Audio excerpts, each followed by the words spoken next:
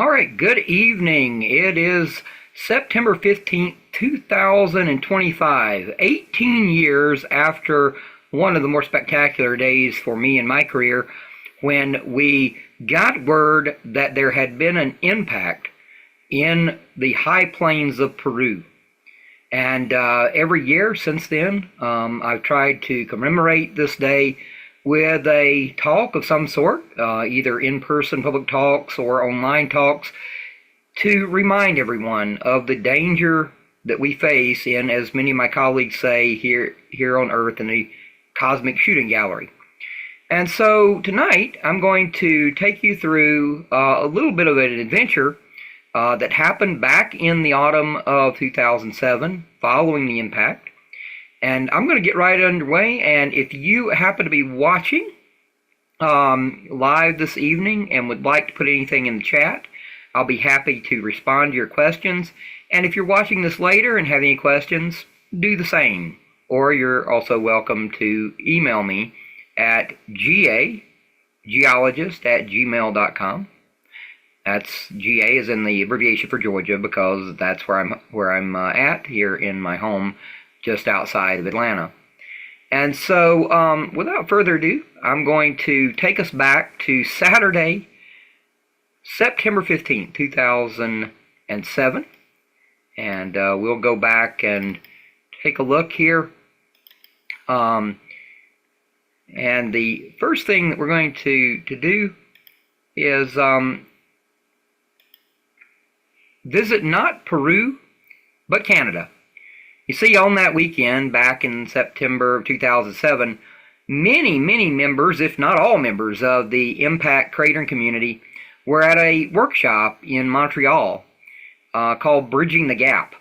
This was a meeting that brings together field geologists, modelers, experimentalists, for us to try to communicate about the processes of impact cratering. You might think that we all would be on the same page all the time, but I assure you that's not the case. And this was one of those years that we assembled to discuss impacts, and while we were there, word came through various sources, including media, that a potential impact had occurred in Peru. And what was really fascinating about that day was that many of our friends and colleagues throughout the community had pretty canned responses to the media. Either one, this was a hoax, or two, it was some sort of military test. Well, not all just dismissed it. Many wanted more information. And fortunately at the time, I was a student of an acclaimed impact geologist, Peter Schultz at Brown University. And Pete, he'll listen. And that day he listened, wanting more information. I remember sitting in a hotel room with him on the phone with a number of media agencies and scientists that were in South America. And from those conversations, we gained the opportunity, with an open mind, to visit the site. And we were invited by a Uruguayan astronomer and now good friend, Gonzalo Tancredi, along with his Peruvian colleague, Jose, with the Geophysical Institute in Lima. And they, along with other colleagues in Peru and surrounding areas of Bolivia, invited us to come down as soon as we could. It took a few weeks, but we were able to get together with a cinematographer, Ben, who you'll see from National Geographic, flew in from London. And we were able to find out what was going on in Peru, and it turned out to be quite a spectacular story. So if we, as I mentioned there, Gonzalo Tancredi on my right, me feeling rather tall there among my friends and colleagues, my former advisor, Pete Schultz, and then one of the Bolivian geologists, whose name unfortunately escapes me these many years later, there, who had arrived on the scene very early after the impact and was showing us what he had found there in the field. Behind us, you can already see these blocks of material, and those are a part of the ejecta field from this crater that we now call Carancas. And before heading out to the crater, though, we were warmly treated in the city of Lima, there on the coast of Peru. And before, after a very long overnight flight from Miami, we arrived and immediately were whisked away to a home to take a look at, some of the meteorite fragments that had been recovered. But along the way, we also were invited by Jose there with the Geophysical Institute to visit their headquarters. And there you see Ben with the National Geographic at one of the rare moments without his large camera. And being geologists, this was fascinating for all of us as we went into the Geophysical Institute and saw what Peruvians worry about most of the time, which are earthquakes. And we saw the board there showing the entire country and different recording stations and the latest earthquake activity. It turned out that while we were there in the center, that there was an offshore quake that I believe was in the moderate range, somewhere around 4 to 5 in magnitude. So we got the grand tour of the facility again before really getting to take a look at the meteorite for the first time. And one of our good Argentine friends, Maria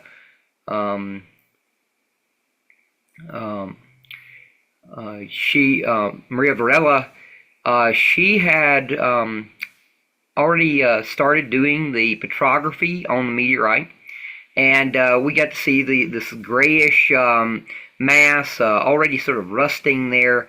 And there under the microscope, you can actually see the rounded chondrules.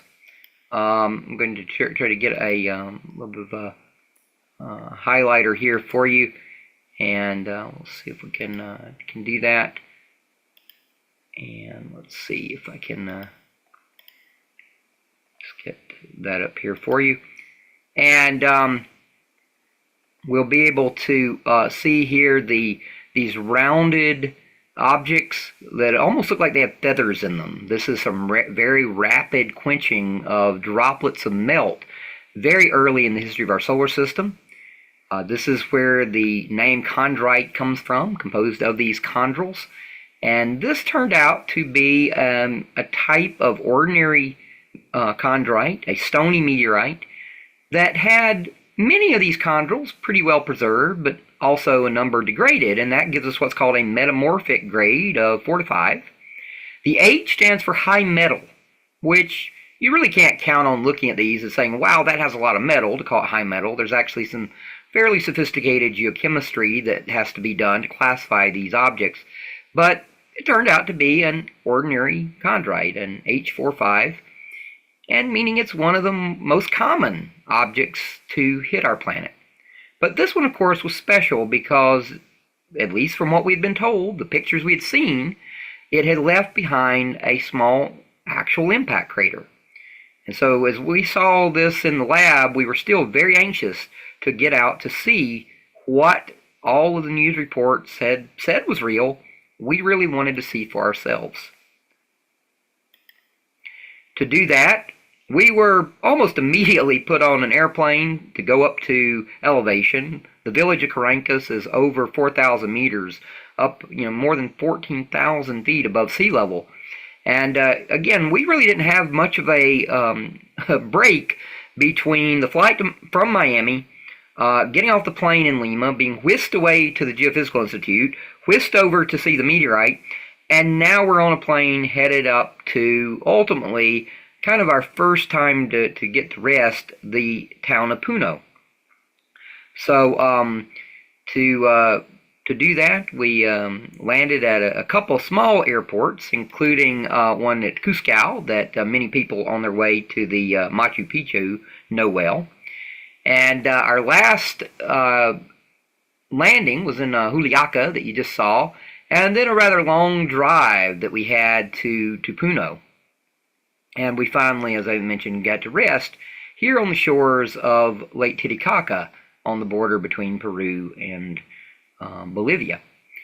And as you see in this view, we ultimately had to make our way down to the town of Desaguadero, right on the Bolivian border, so that we could then find entry into the village area here of Caracas, very close to the southern border. As this was not my first time in South America, but my first time in Peru, and in the high Andean plains, this was quite a treat. Again, as a geologist, you get to look around and not only see the wonderful lake, but see the tectonic terrain, the result of plates colliding there to create the Andean mountains, and also there are volcanoes there. Number of stratovolcanoes that we could see. I was able to collect actual andesites, the intermediate volcanic rocks from the actual Andes, which was really special to do for the first time. The town there of Puno is steeped in history, and we were able to spend a little bit of time looking around town and visiting one of the cathedrals. But we were still, at this point, quite tired, and were ready to retire to our hotel. But before we were able to fully enjoy our rest, we were told that we had an audience with some professors with the local university.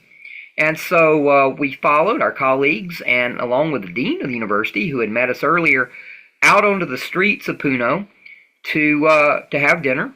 And we thought we were having dinner, and then finally would be able to return to our hotel for a very, very overdue sleep.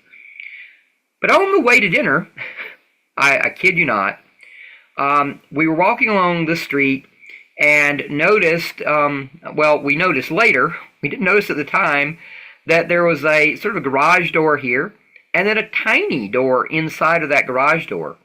And as we walked along this avenue, we suddenly were met with this door opening, a crowd surrounding us, and being pushed inside that door. For someone kind of on the tall side, I was pushed down and through into darkness. And when I say darkness, I mean darkness. When we were on the other side of that, we were in a pitch black room. It was startling. I will be honest. We looked at each other as best we could in the dark, and we kept asking our host, the leader of our expedition, Gonzalo, if he could, tell us what was going on from the Spanish that was being spoken. And even he really had no clue as to what we were experiencing, and we thought that we might be at our end. But it turns out that we were just special guests. It would have been nice to know that up front. But this was the sort of back secret entrance into the government buildings, where here late at night, still working in his office, was the governor of Puno province.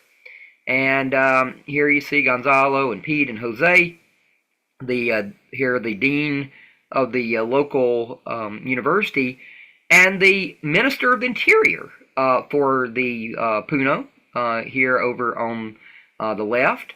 But we had to be whisked into this building through this secret entrance, just because that is the security that the governor maintains. So after being sort of shuttled from one office to another, after about half an hour, a large corner of a very high ceiling room opened up. We were taken through the corner of the office and into a cabinet room, where then we met the governor and had a very nice conversation about the crater and about the local government's hopes that they might be able to preserve it and turn it into some sort of museum. Unfortunately, that part has not come to fruition over the 18 years. After that, we thought finally we were on our way to dinner and sleep, but we had one last completely off-the-grid stop. And that was at the local university. We were whisked into a studio. I mean, we're at 11 o'clock at night here, and we were taken into a studio on the college campus and asked to actually be interviewed by the young anchors in training here that you see. And Pete and I don't really speak Spanish, but fortunately Gonzalo did, and Jose.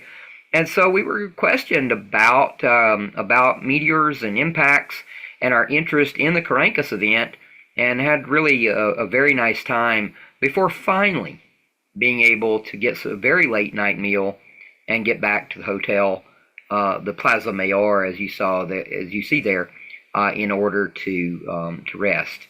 One of the things here with the very high altitude, of course, is the fear of altitude sickness.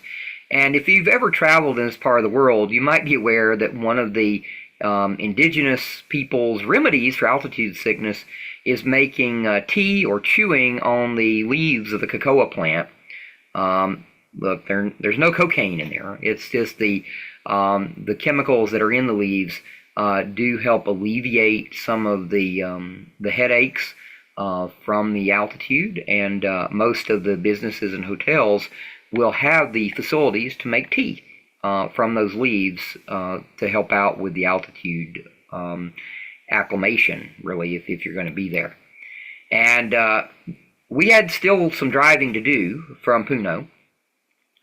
We were in a Land Cruiser, and me being the junior scientist in the bunch, I suppose, although still the kind of the largest member of our expedition, I was shoved into the back of our Land Cruiser with all the camera equipment, and I really volunteered for it. It was not a bad ride at all, but I got to look out the back window there and take photos as we went, and looking out over this magnificent Andean terrain and the view of the lake here, Titicaca. You see these cages out in the water. This is part of their aquaculture of raising trout that became a staple meal for us during our stay in Peru.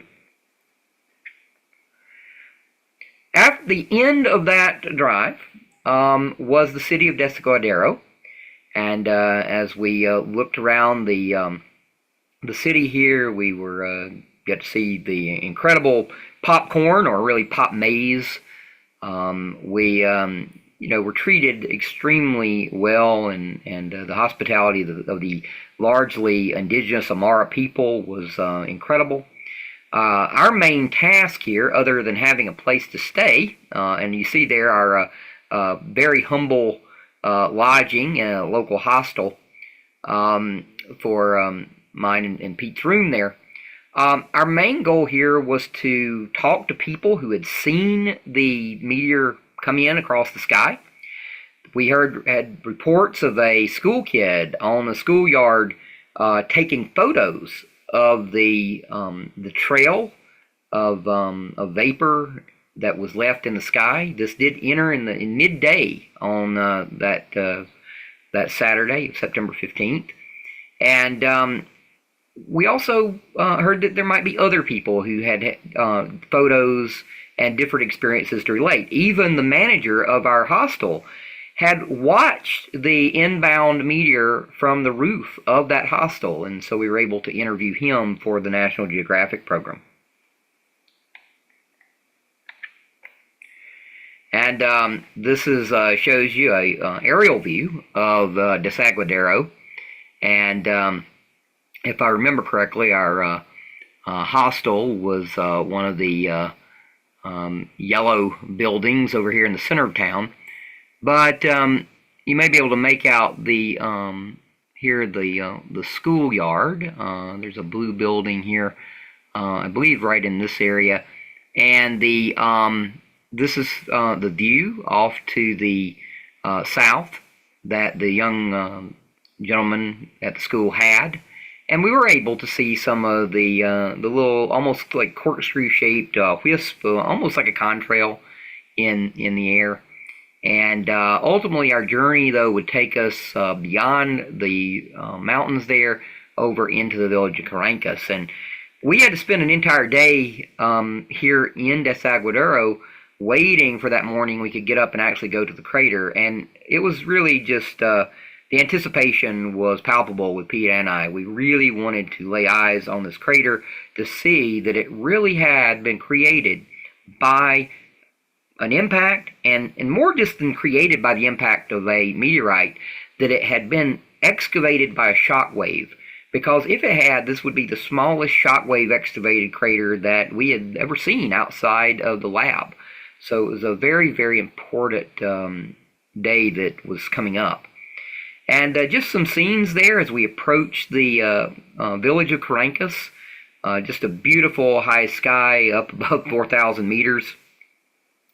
And of course, there in Peru, the local people raise livestock with the llamas and the alpacas, and also a number of cattle that were in the area. And we also had our guard dog.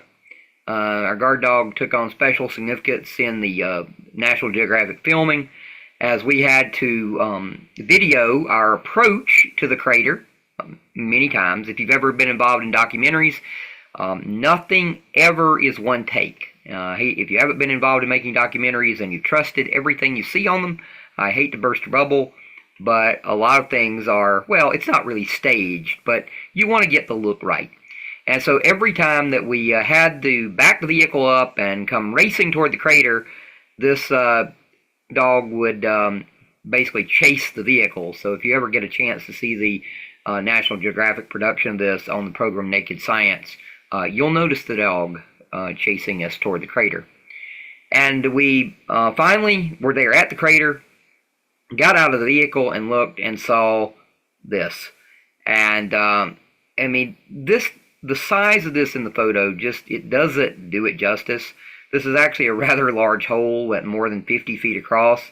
And immediately, as impact geologists, we start looking at the layers of material in the walls. That's going to tell us the processes that created this, and then all of the ejecta, the big blocks of material, and the fine powdery material lying around. It was just truly a magnificent moment to get there and lay eyes on this. This is a panoramic photo that Gonzalo took and that we've used in our many years ago in our academic paper in Meteoritics and Planetary Science. And it really gives you a stunning view here. Again, imagine this is 50 feet, more than 50 feet across. I'm in the background here for scale. And we'll mention again the shed out here. There's a hole in that metal roof from material that was ejected from this site, launched out going fast enough to be able to punch a hole in that material. You'll also notice the big challenge for preserving this, why they really ultimately were not able to have a museum built around this site, is this is really a stream channel here. In arid environments, this is called an arroyo. In wet seasons, it will be full of water. In moderately wet seasons, you may have flash floods, but even in dry seasons, this tells you where beneath the surface you're likely to find water following that same course. And indeed, that's what we have here, where the crater forming event punched through the water table and left this giant mud puddle. And I kept wanting to actually see really how deep that was. Even offered to put a rope around me and venture into the center, but for some reason Gonzalo and Pete just wouldn't let me do it. I still kind of regret that moment of really wished I'd been able to go out and really explore the very center of it. But interestingly, this structure is still there today. It's not as large, it's deeply eroded, but the basic compressed structure of these soils is still there, and that, no pun intended, still shocks us a bit that it has survived as long as it has, but that tells you something about the deep structure of this material and the fact that it really was compressed by a hypervelocity shock wave. And that's important to those of us who do work on these types of craters. The other thing here that you might notice is some of the locals still kind of standing guard, and the fence that have put around this.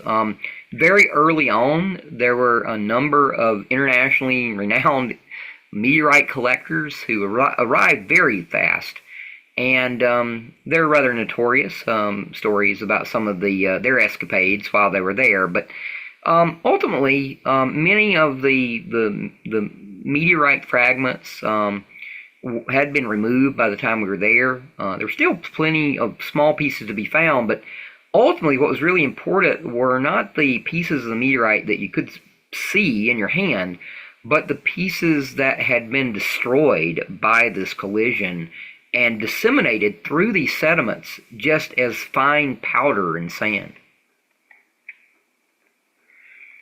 So what damage did it do other than putting a hole in the ground? Well, you notice that, first of all, that water that I just showed you. As people arrived, there were reports of sickness. We weren't sure whether to really trust those. Even when we were talking with people and interviewing them there were a lot of different stories about how sick or how not very sick people got.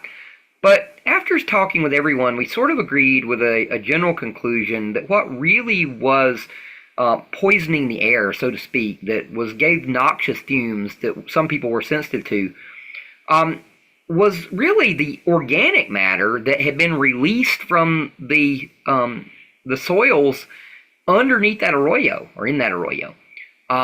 It punched through, and the water table suddenly was exposed there with these very organic, rich sediments, and a lot of those oxidizing very quickly produced noxious fumes. There might have also been some of the iron sulfide that was in the meteor itself that when it was basically submerged in that water, those iron sulfides could break down to sulfuric acid and sulfur dioxide and hydrogen sulfide very quickly.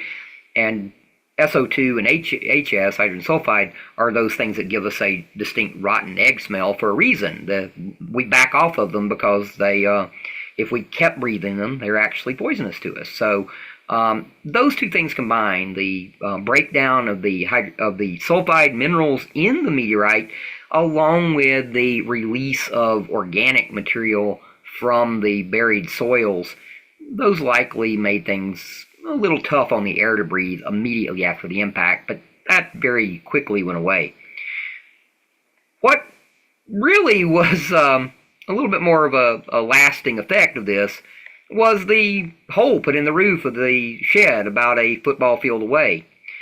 There was a bull that reportedly was knocked over and broke a horn in the process before scampering away.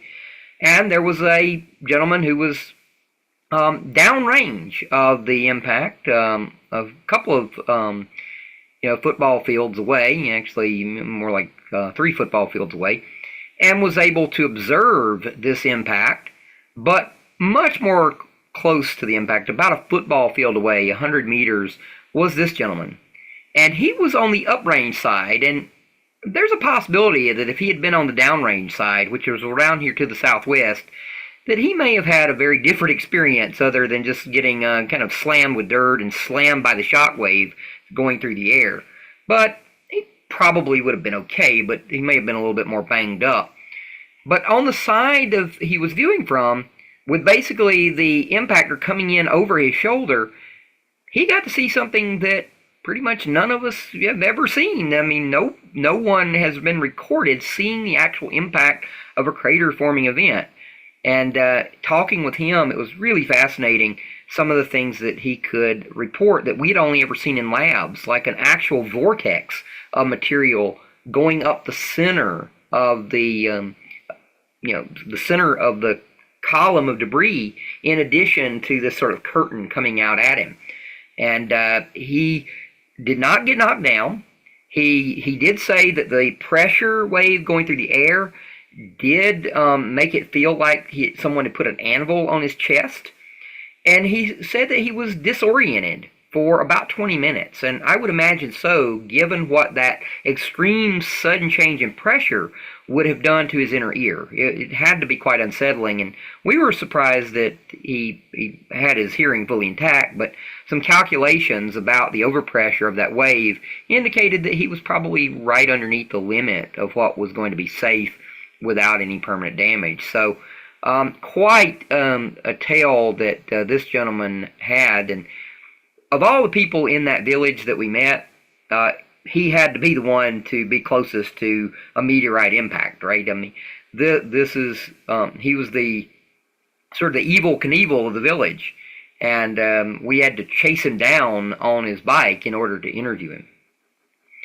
So when we got to our scientific study, really important was coming up here to the wall, as I mentioned before, of this crater, and looking at this zone here in yellow. And this is a hinge. This is the part of the structure where we actually had a material that was uplifted and overturned. As far as we know, there are only a few processes that can uplift the crust of the earth. Nuclear weapons, steam detonations, which are mass types of volcanoes that just flash water to steam and explode. Those can raise the crust up and impacts. But of those, only nuclear weapons and impacts can actually take that material, move it up, and turn it over. And so what we saw here was a clear hinge line with that overturn. And you can imagine underneath this, all of this soil, this is the soil that was here, flipped upside down, and there's actually grass upside down meeting the grass standing right side up at the contact between the overturned flap and the pre-existing surface.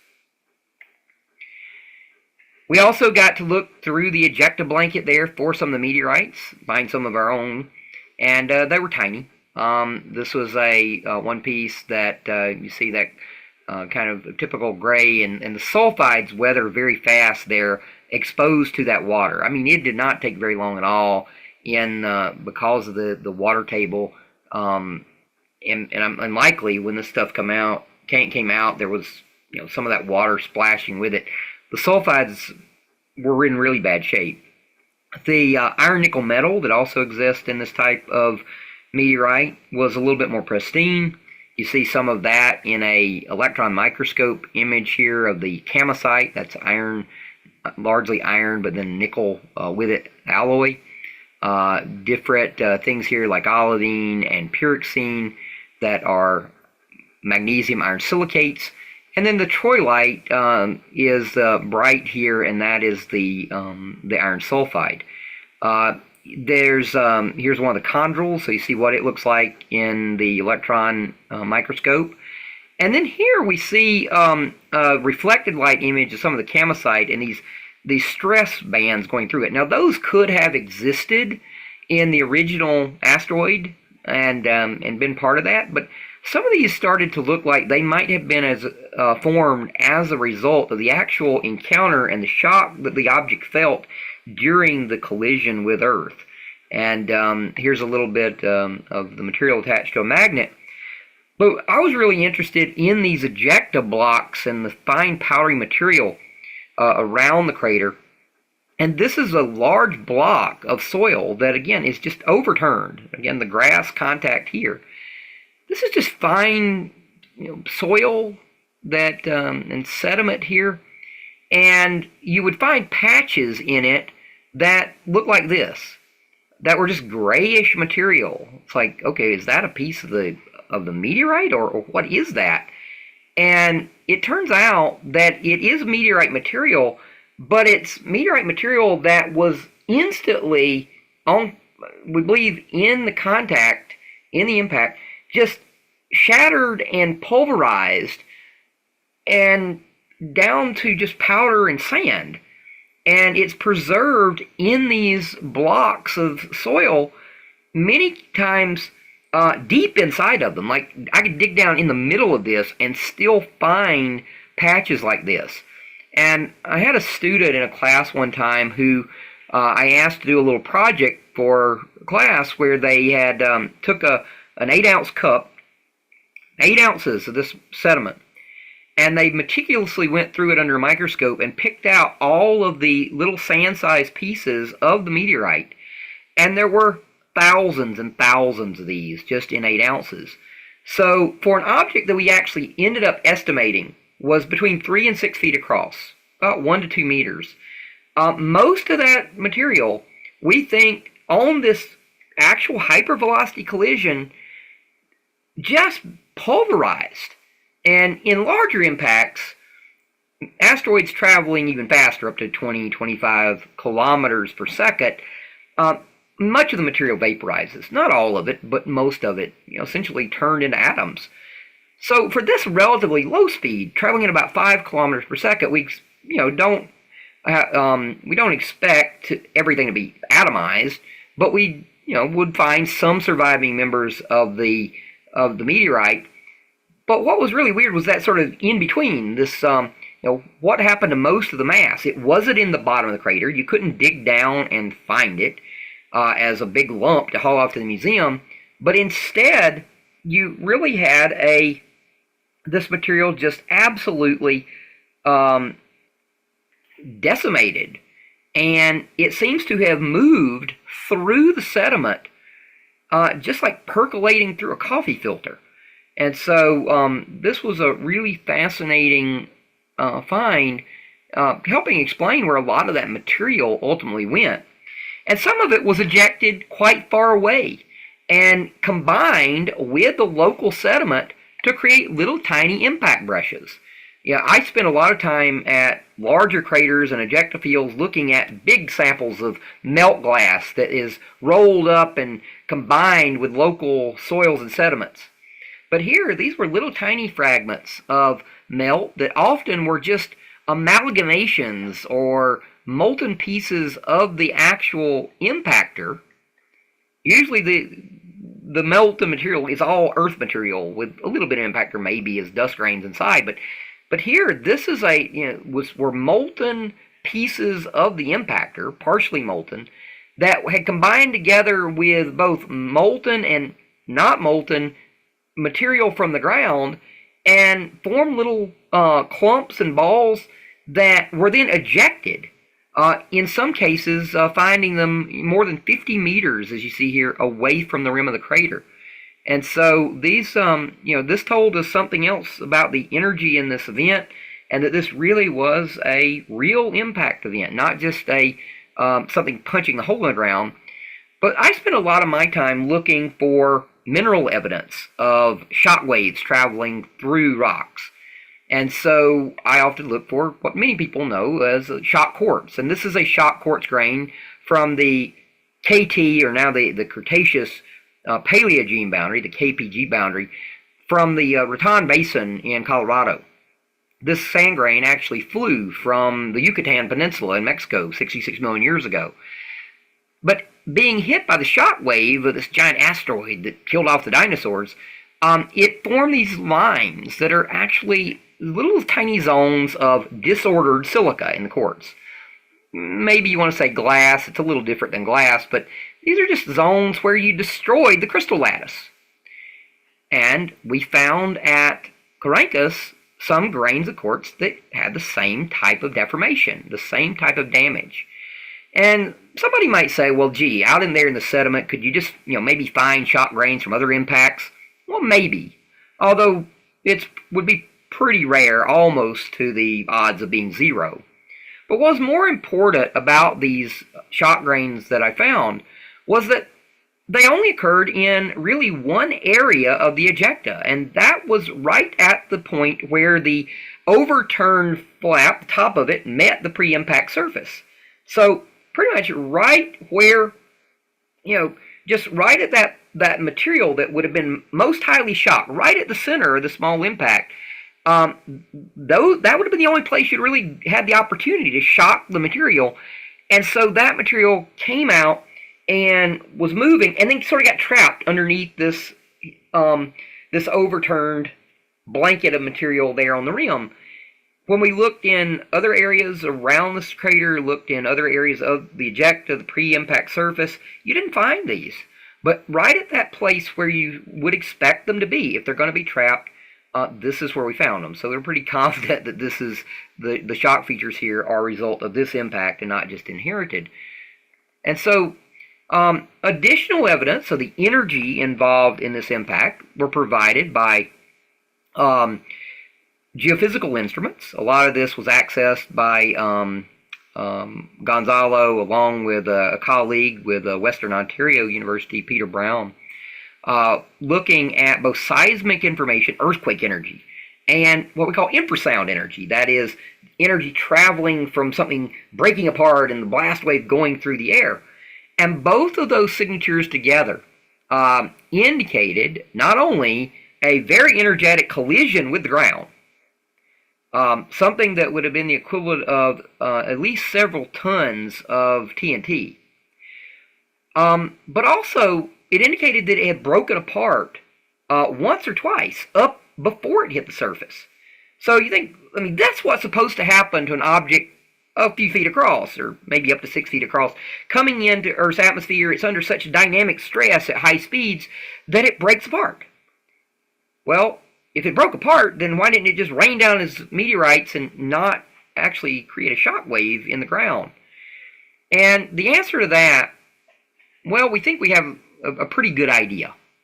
It turned out that some previous experiments that Pete had done with the NASA Ames vertical gun at Ames Research Center in California had shown that if you take meteorite material, very weak, friable material, and launch it at very, very high velocities at a plate, so it would damage the plate it hits, sometimes when you launch this friable material, it immediately breaks apart and spreads out, like you see here, into all these individual cones. These are shock waves coming off of these particles, still traveling at very high velocity. But you can see breaking apart. This, if it hits a plate, is just going to punch a lot of little holes or dents in the plate. But every so often, every few times the experiment was run, rather than breaking apart and flying off into this whole, very spread out flock, if you will, seeing the geese here below, instead, the pieces stayed together like a flock of geese, with a big leader there at the front, where you had a large piece out in the lead, and the shock wave off of that, going through the air, collected the smaller pieces back in its wake. And so by the time it hit, it punched a big hole in the plate. We think that may be what happened at Carancas, and could actually happen with any number of impacts that occur on our planet. So this is a real risk from really small objects that otherwise we would expect it to just break apart and fall as meteorites. Some of our colleagues, though, wanted to question us about, well, this isn't possible. I mean, this is a one-off thing. How could this really happen?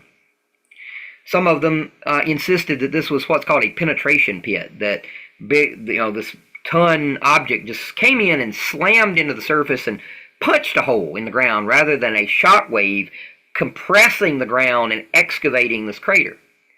But we know, for an object the size that is estimated for this event, from the energy, from the shock, all of those parameters, we know what would happen if a 1 to 2 meter size object comes in at basically subsonic, sub-hypervelocity anyway, speeds, and just punches a hole in the ground. That happened in 1976 with a similar type of a meteorite in China.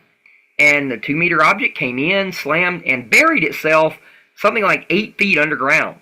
And it was a multi-ton object there, a couple tons, and it was taken off, it was extracted and taken off to a museum. Well, there's no buried mass here to take off to a museum. There just isn't. And if there was, look at the size of the hole. Here's a 2 meter size meteorite punching a 2 meter size hole that went then buried itself 8 feet down.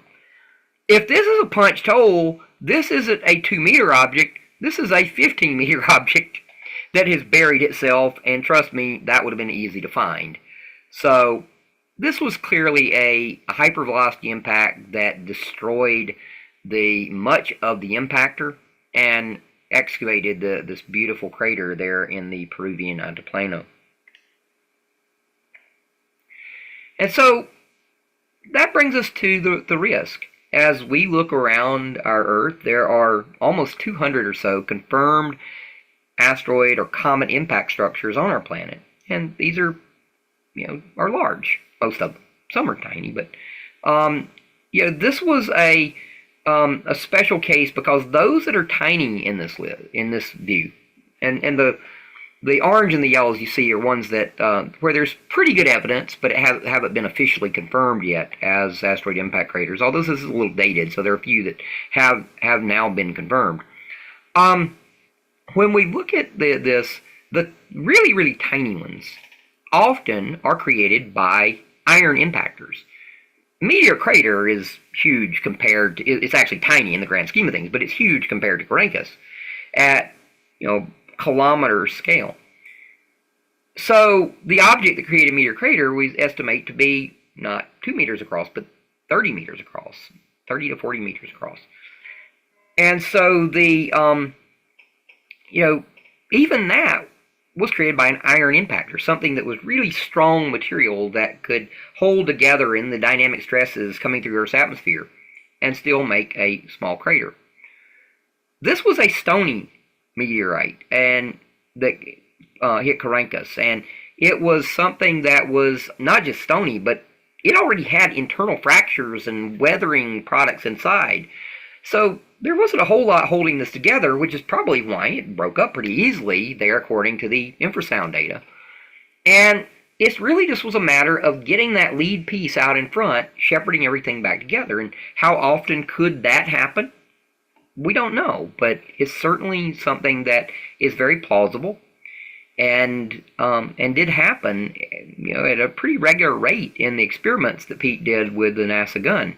So no one's stopping these, not to scare anyone, but no one's stopping these 1 to 2 meter objects coming in and doing this kind of damage. It's just more of a being aware that this is a possibility, being aware that in the event that this happened in a populated area, that this could be a natural event, not some military test, not some hoax, as people originally thought for this one. And so that's really important for our government leaders, our politicians to know, because quite frankly, in talking with some of the people there in the village, they thought that there was a chance that a neighboring nation had fired a missile at them. We had no idea there was those kind of tensions, but, apparently there were at the time. So it wasn't out of the realm of possibility. But, of course, this was a natural event. No one was firing a missile. But if you didn't know that, you could end up making some very rash decisions very quickly based on the idea that it could be a man-made event. So it's very important to realize this is a risk. It is something to look for. It is possible. And it's just a small reminder of the much larger, shooting gallery that we are in here on our Earth as it goes around the sun and our solar system. And so it really is a big deal. And that's where I want to stop tonight, because this is the as our Apollo astronaut Rusty Swaggart is very fond of saying, impacts are the one natural disaster that we actually can prevent, that we can't not just mitigate against, but really take action against. The DART mission a few years ago was really instrumental in showing that we can move asteroids, potentially, if we need to, although we're a long way away from being able to move a big one if we knew one was coming. So that's why I remind everyone every year of this event, because it's different. And it also didn't get a lot of press coverage, we think, because, well, think about it. A very tiny object falling out of space and creating creating this type of damage. That's something that we could do from orbiting platforms, from satellites. And so this was a little bit of a blueprint for some of those people involved in military applications. And so there were those out there that really kind of wanted the details of this to stay in the academic journals and not out there. But today, many years later, a number of nations around the world have declassified what were called kinetic impactors, that they have the ability to actually launch small objects, meter size, cylinders made of very robust metals, from orbit down to the Earth's surface. So this is kind of nature's version of that.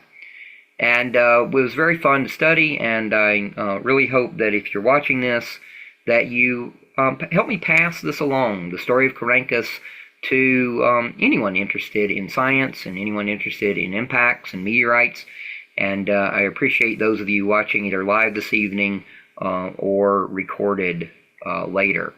And I also want to announce that, as some of you know me, I have been previously in various ways the host of the At-Home Planetarium show that I broadcast online for a number of years. And here with this YouTube channel that I'm calling Southern Space Rocks, I'm relaunching that online planetarium show, the At-Home Planetarium show, and we look forward to bringing you content here in coming days and weeks. And I will post a schedule of that here on this YouTube channel for you. And so again, thank you very much for helping me celebrate this very special moment in Earth's history back on September 15th of 2007 with the Copernicus impact. I hope all of you have a fantastic remainder of your week, and good night.